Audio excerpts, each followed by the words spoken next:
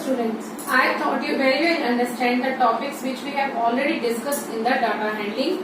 The topic we have discussed in the data handling related to central tendency, that is mean, median, mode and range. Yesterday I also discussed with you the bar graph which you have already done in the 6th class as well.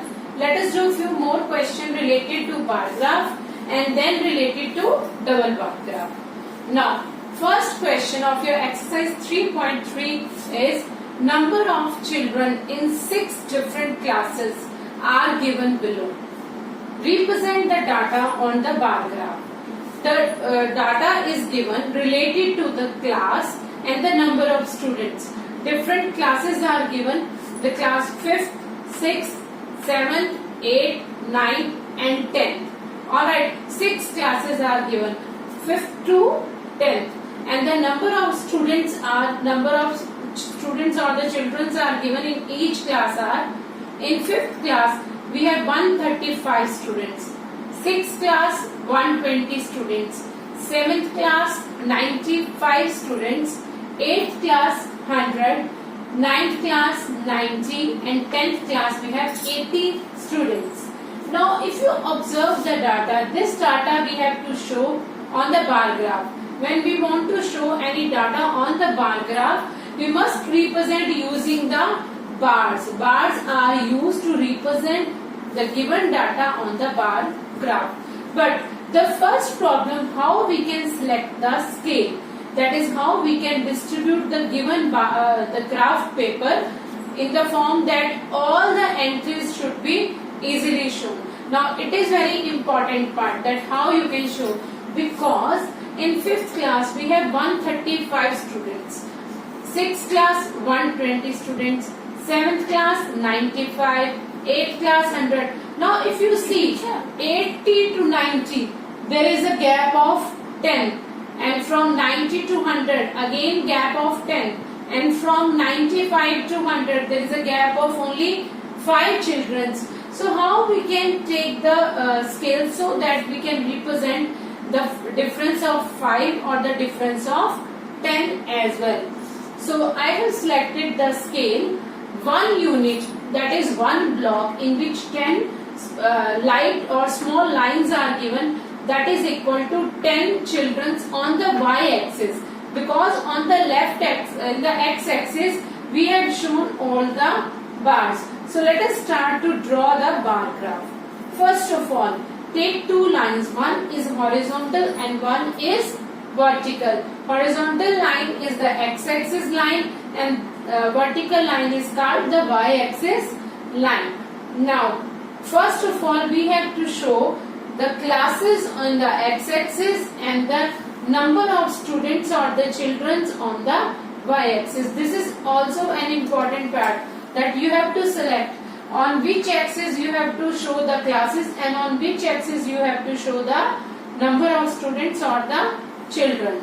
Now I have selected here x-axis as the classes and y-axis as the number of students. Now scale I have decided for you for this question is 1 unit is equal to 10 children. So start from 0. Always the bar graph always start from the 0. Either we want to move towards x-axis or we want to move towards y-axis. From 0 there is an arrow I have shown always towards increasing order. Towards right hand side order is increasing for the x-axis, and toward upward direction I have shown an arrow with the number of children, because when we move upward the number of children increases according to our scale. So start with the 0. After 0, after 1 unit means the 10 lines are between the 0 and 10. So each line is count as 1. Alright, you have to count 10 lines. Then after a dark line which is counted as 10 students. So we can represent each and every student between 0 and 10. We want to show 2 students, we can show easily 3 students, because each line show 1 student. Alright, but the scale is always written in the form of the unit, not in the form of the line. So every line on the bar graph show the one student. So we can represent 95 students, we can represent 135 students or 120 students. So start from 0, distribute according to scale. After 1 unit we have to select 10. Next, after a similar gap, after one more unit, there is a gap of 20. So in between 10 and 20 we have all the students, all the number of strength, 11, 12, 13, 14, 15, 16, 17, 18, 19 and then 20. So 10 lines are shown, all the numbers in between the 10 and 20. Alright, after 20, after 1 unit we have select 30. Next, after next unit we have select 40. After next unit we have select 50, then 60. The gap must be equal, gap of 1 unit. Start from 0, 10, 20, 30, 40, 50, 60, 70, 80, 90, 100, 110, 120, 130 and then 140. The maximum number of students are in 5th class and that is 135. So we have to use one scale more than the given data. 135 is the highest entry. So we select up to 140 or maximum up to 150 because that much entries are required. Alright. So after each and every unit we have to show the gap of 10 children. From 0 to 10 all the 10 children we can show. In the similar way from 90 to 100 we can show all the students, the strength of 95, the strength of 135 we can also show. That is now the strength of 95 can be shown in between 90 and 100. That is the center line of 90 and 100. After counting up to 5, that is 95.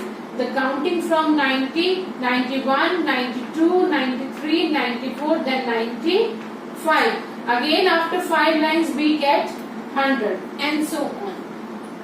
Now let us start to draw the graphs or the bars. First entry. For the 5th class we have how many students? 135. So for the 5th class, now as I told you yesterday that first of all on the x-axis to draw the graph, to draw the bars, all the bars are of equal width. First property. Second property, width means this width, that is the gap between two parallel lines of the bars are equal. Secondly, the gap between the bars must be equal. When you draw on the graph paper, that gives you more correct picture of the bar graph. Because first of all, leave 1 unit. Leave the one unit, left 1 unit, then start with first graph or first bar. 1 unit must be left blank, then start with first bar. And first bar go up to from 0 to 135. The 135 strength of the students is in between 130 to 140. Count from 130, 5 points. That is 130, 31, 32, 33, 34 and 135. So after 135 you can mark like this. 135 you have to write down the number which is required. 135. So the first bar is start from 0 up to 135. This is for the 5th class. Similarly, now left the one blank, 1 unit must be blank here. This is the gap between the bars. There must be equal gap between the bars. So maintain a gap of 1 unit. Again on the next unit or on the next block we must draw a bar. Now bar for the 6th class, and the number of students for the 6th class are 120. So start from 0 and move up to 120. Alright, so this bar show the number of strength of the students in the class 6. This is the picture representation of the given data using the bars. Next is the for the 7th class. In 7th class we have 95 students. Now 95 must lie between 90 and 100. As I have shown here, this is the 95 number. So up 95 strength from 0 to 95, this bar move from 0 to 95 to show the strength of 7th class. The next bar show the strength of 8th class and the strength is 100. So after 95 we get the 100 strength for the 8th class. So the 4th bar move up to 100. Next, for the 9th class we have how many students? The 90 students. So the 90 strength, that is the 90 number or the 90 student, 0 to 90. This bar show the strength of the 9th class. Next, the 10th class. In 10th class we have 80 students. So the 80 number entry or 80 number of children are shown by this graph for the 10th. Now after drawing all the bars, you have to write on the x-axis first bar for 5th class as I have written here. Understand this. Second bar is shown for the 6th. Third bar is shown for the 7th. Next is for the 8th. Next bar is shown for the 9th class. And the last bar up to 80 strength show for the 10th class. So this picture of the graph of the bars represent all the entries which are given in the data. Now on the basis of this bar graph, the scale is important. The selection of the numbers on the y-axis are important, and the x-axis as well, how we draw the bars, that is width of the bar are equal and the gap between the bars are also equal. You must write which you have write in the, because in x-axis we have shown all the classes. So in x-axis classes and in y-axis number of children. First question based upon this bar graph is, which class has the maximum and the minimum number of children? Now you can see from the bar of the 5th class is the longest one bar. So the strength of the 5th class is the highest. So maximum students are in the 5th class. How many the minimum students are in which class? You can easily understand from the bars. By using the bars we can represent that the minimum strength of the class is the 10th class. In 10th class we have only 80 students. So minimum strength of the children are in 10th class. I thought you very well understand the bar graph, as we have already done the yesterday one question and next one more question related to bar graph. The one more question on the basis of this bar graph is, find the ratio of students of class 6th to the students of class 8th. Now how many students in class 6th? We have 120 students in class 6th and students in class 8th. We have 100 students in class 8th.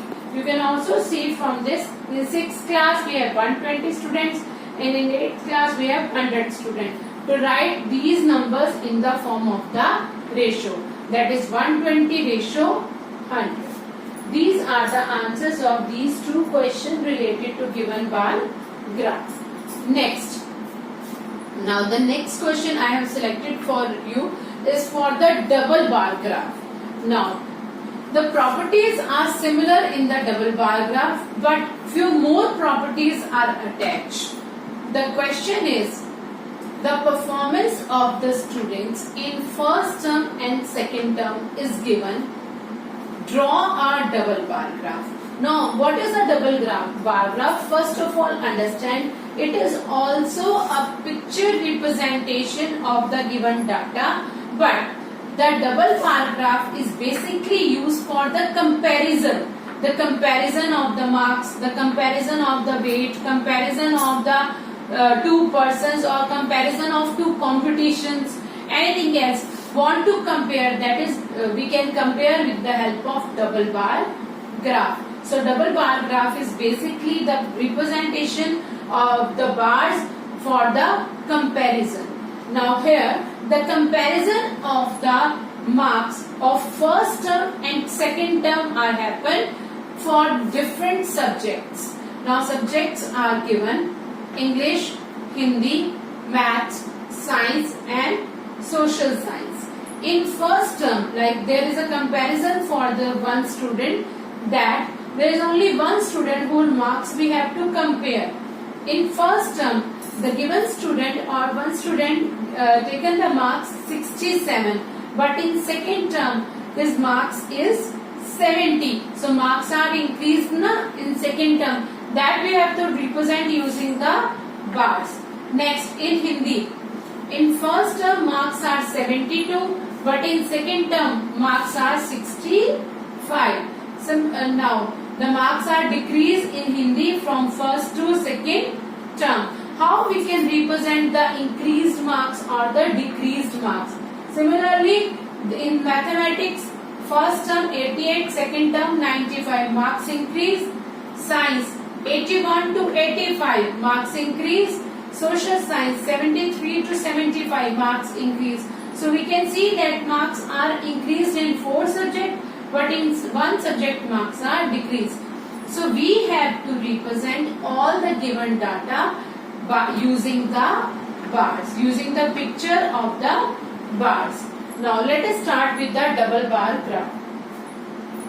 In double bar graph, the x-axis and y-axis first of all selected. X-axis as horizontal line and y-axis as a vertical line. And the center point of these two lines is a 0. 0, that is 0 is the starting from for the x-axis and starting for the y-axis as well. Now, in y-axis we have to show the marks because there is a comparison of the marks now. So we have to show all the marks on the y-axis, and on x-axis we have to show the subjects. Subjects English, Hindi, Maths, Science and Social Science. Now, first of all you observe the data. Which kind of data is given? Data is given in the form of 67, 72, 65, 81, 88, 95, 85, 73. So all the numbers are required. Alright, so we have to select the data in the form that we can get the 67 as well easily using the graph paper. We get 73 very easily using the graph paper. Scale. 1 unit is equal to 10 marks. Now, 1 unit we have selected equal to 10 marks. So, in 1 unit we have 10 lines. So, each line represent 1 mark.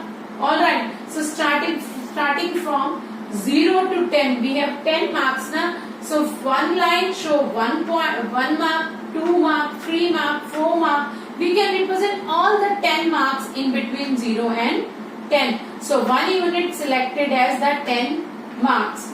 For the second unit, move up to 20 marks. For third unit, 30 marks. Then 40, then 50. Similarly, next unit. After maintaining the equal gaps, we have selected from 0, 10, 20, 30, 40, 50, 60, 70, 80, 90, 100. Up to 100 I have selected because my entries are maximum up to 95. So I have selected up to 100 so that I can represent the maximum number or the maximum marks, that is 95. Alright. In the x-axis I have to represent the subject. Now let us start for the first subject, that is English. First term, English, in English a student gets 67 marks and second term get 70 marks. Now, first bar is represent the 67 marks. So up to 67, count from 60 to 70. The seventh line, 60, 61, 62, 63, 64, 65, 66 up to 67. You can represent like this. 67 give you the length of first bar for the English, that is first term marks. Now the second term marks are represented attached with the first term. That is, the two bars are attached. The two bars are attached. Alright. Now the first line of the first bar is in this, but the center line of the two bar, there is no gap between these two bars. When we compare for the similar subjects, there are two bars we have to use for the comparison, for the similar thing comparison.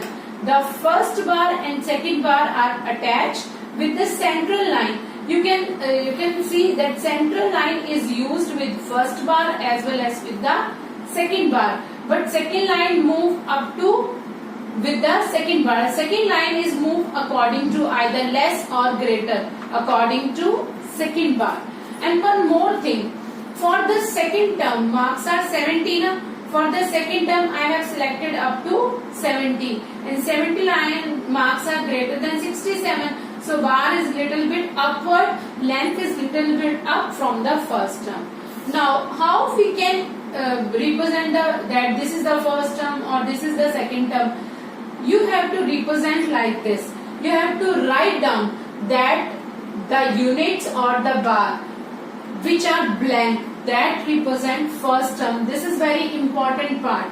In double paragraph you must represent how we show the first term and how we show the second term, because there is nowhere written that this is the first term or this is the second term.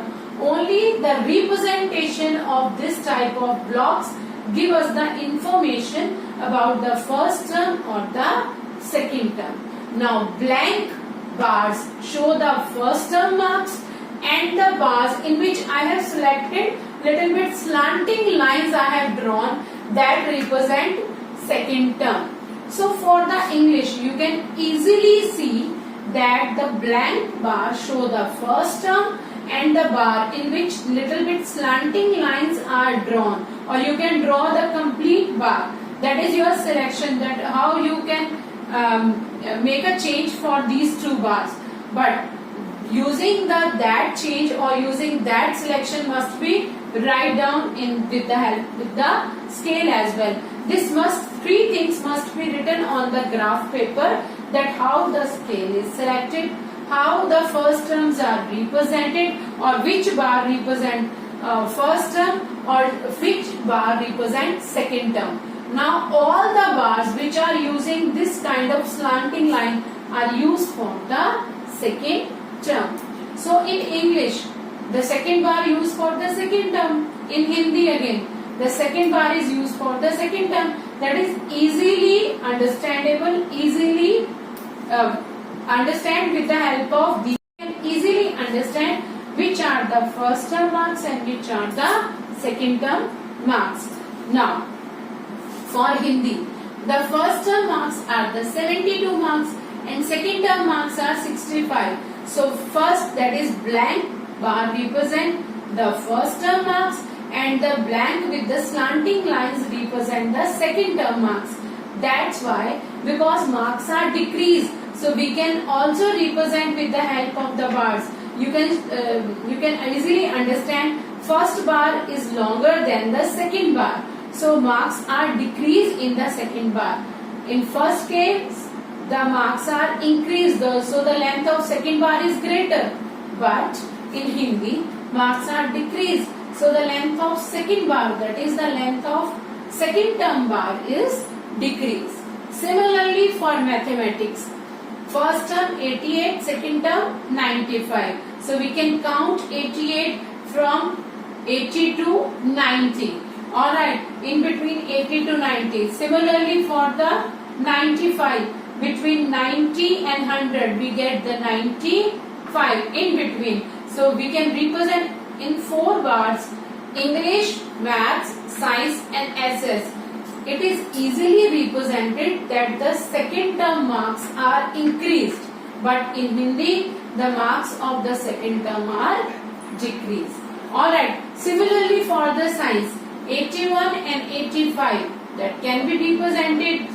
Social Science 73 and 75 also represent, and on x-axis you must write like this, in the two bars, with the two bars, both bars we have to write English because both represent for the English. And also one more thing, you must maintain the equal gaps between the bars, and the width of each bar must be equal. So in double bar graph, the two bars are connected which are going to compare, so that we can easily compare. This is important part, and you must represent with the help of a block, that the blank block represent which term, and the dotted block or the filled block or the shaded block represent the second term. That you can shade also, that you can put a lines, but there must be some differentiation between the two bars. Alright, I thought you understand about the double bar graph. On the basis of this double bar graph, we can also give some answers of the related question. Like in which subject we get the decrease of the marks in the second term in Hindi, in which subject we get the highest marks in second term, that is we can represent with the help of the bar. In mathematics we get 95 marks, and so on. So I thought you understand the exercise 3.3, from which I have selected for bar graph and the double bar.